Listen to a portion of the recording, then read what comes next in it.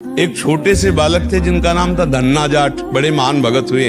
उनको परिवार की माँ ले गई कथा सुनाने, तो कथा में कह रहे थे बिना भगवान का भोग लगाए जो खाता है वो पाप खाता है। तो कथा का आखिरी दिन था, पंडित जी के पास गए, कहा कथा आपने सुनाया कि बिना भगवान का भोग लगाए नहीं खाना चाहिए, भगवान हमारे यहाँ तो भगवान है नहीं, तो आप भगवान दे दो। और उन्होंने सोचा लड़का है, इसको ठाकुर जी तो दे नहीं सकते, तो भांग खाते थे, तो भांग का बट्टा ऊपर का, कहा ये भगवान है ले लो। ओ इतने खुशी हो, देखो विश्वास है क्या, भांग का बट्टा। घर में गए और बाजरे की रोटी, गरीब आदमी सामने रखा, पाओ प्रभु। वहाँ प्रभु कहाँ। एक दिन हो गया, दूसरा दिन हुआ, फिर वही बाजरा, तीसरा दिन हुआ, फिर वही बाजरे की रोटी। तब वो रो करके ऐसे भांग का बट्टा पकड़ा और कहने लगे प्रभु हमारे पास नहीं है कि हम तुम्हें खीर पूड़ी पुआ पवा सके। उसी समय श्री कृष्ण प्रकट हो गए और बाजरे की रोटी शुरू कर दी पाना। तो बोले देखो तुम कितने निर्दयी हो, 3 दिन से तो हमें भूख लगी है, हमारे घर में ज्यादा कुछ है नहीं, गरीब आदमी, पूरी रोटी तुम नहीं पाओगे, आधी हमें दो आधी तुम पाओ।